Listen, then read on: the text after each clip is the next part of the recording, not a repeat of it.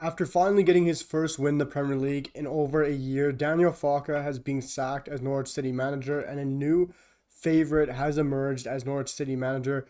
Frank Lampard is now the favorite to take over Norwich City, which is a massive shock, and no one has seen this coming. Obviously, Norwich is at an extremely tough time to start the year after losing that game 7-0 to Chelsea and finally managing to win against Brentford, a team that no one would have expected Norwich to go out and beat.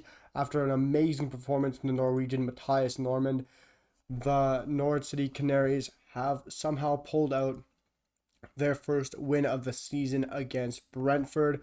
But the thing we're here to talk about is Daniel Farke being sacked and the new emergence of Frank Lampard. Daniel Farke was sacked late last night at the time of recording, and Daniel Farke has really deserved the sacking personally. I made a video about him should be sacked, and I think it was the right decision to finally pull the trigger. I think they waited a bit too long. I think it should have been done a little while ago.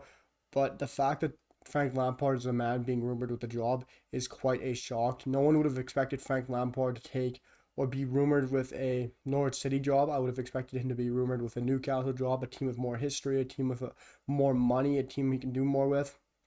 But Norwich City is probably a great team for him to take over. I think he'd be an amazing pickup and signing for Norwich City to have as a new manager. If you look at the players they have, the team, the stadium, the fans, it would be an amazing addition to Norwich City. You look at the attacking players they have, the likes of Christos Azolis, the likes of Matthias Norman, Timu Puki, Josh Sargent. They have some amazing players at their depth to use. Daniel Farke used the right system yesterday against Brentford, the team I've been saying he should be using for the longest time, with Max Aarons, Brandon Williams, playing that 4-2-3-1 with Pierre-Lise Malou and Matthias Norman, and he finally did it. But Frank Lampard would play the perfect system. He'd play attacking football, free-flowing, do the best he can with the team at his disposal. Milo Rashica would finally be able to hit, I think, what is going to be his best form, and will be able to play his best football. He actually has a center back with Ben Gibson. He has two amazing fullbacks who can ball him up and down the wings, which we know Frank Lampard loves, which he used with Ben Chilwell and he used with Reece James at Chelsea. And he also has a very good midfield, which Daniel Farke hasn't been able to use.